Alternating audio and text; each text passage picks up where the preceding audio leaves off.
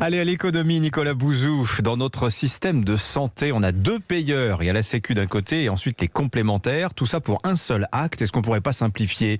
C'est l'idée de la grande Sécu dans laquelle l'assurance maladie prendrait en charge l'intégralité de la santé. Donc terminer les mutuelles. Ça plaît beaucoup à Olivier Véran. Un rapport doit être publié jeudi sur ce sujet, Nicolas. Oui, absolument, par le Haut Conseil pour l'avenir de l'assurance maladie. Alors, vous l'avez dit, en France, on a 2 étages de remboursement, souvent pour un même soin. Là, l'idée de la grande Sécu, c'est qu'on n'aurait plus que la Sécu. On n'aurait plus de complémentaire santé. Et donc, on aurait un système qui serait 100% public, 100% étatisé. Alors, c'est un fantasme qui n'est pas nouveau. L'idée, elle est récurrente, elle revient régulièrement. À mon avis, c'est pile la fausse bonne idée. Alors, je vous donne quand même l'argument de fond. L'argument consiste à dire que l'argent qui aujourd'hui est mis par les complémentaires santé dans le marketing, dans la publicité, cet argent, ça doit représenter à peu près 5 milliards d'euros. Cet argent serait restitué aux assurés. La Sécu n'aurait plus besoin de faire de pub et n'aurait pas besoin de marketing puisqu'elle serait toute seule. Premier détail d'ailleurs, qui n'est peut-être pas un détail, mais cette affaire-là coûterait au moins 20 milliards d'euros aux finances publiques. Alors le quoi qu'il en coûte, moi je l'ai soutenu, c'était super, mais là, on n'est plus dans le cadre de la crise. Il va peut-être quand même falloir se calmer avec les dépenses publiques. Bon, sur le papier, quand même, cette idée de payeurs pour un même soin, c'est vrai que c'est plutôt logique d'envisager une réforme, non ? Oui, c'est logique sur le papier. Et puis les complémentaires santé, elles font pas tout bien. Les personnes âgées ou les gens qui ne travaillent pas en entreprise et qui ne sont pas couverts par des contrats collectifs sont moins bien assurés que les autres.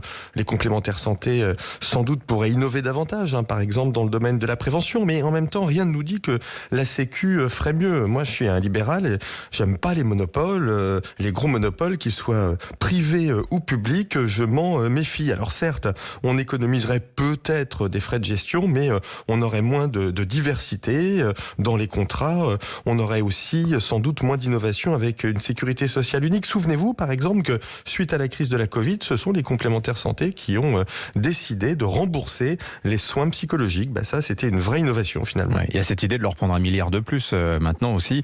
Il faudrait quand même réguler les dépenses de santé, Nicolas, non ? Oui, vous avez tout à fait raison, Dimitri. Alors, les réguler, on le fait déjà. D'ailleurs, les complémentaires le font avec les réseaux de soins, mais il faut bien distinguer la régulation et le rationnement. Et la Sécu, elle fait du rationnement. Vous savez que les dépenses de santé payées par la Sécu, elles sont votées chaque année par le Parlement. C'est de l'ordre d'une augmentation de 2% par an, et en réalité, c'est pas beaucoup, parce que avec le vieillissement de la population, avec l'innovation thérapeutique, avec malheureusement la plus grande diffusion des maladies chroniques, on sait bien que le bon rythme d'augmentation des dépenses de santé, ce serait plutôt 3-4% par an minimum si on veut avoir un système qui donne satisfaction aux Français.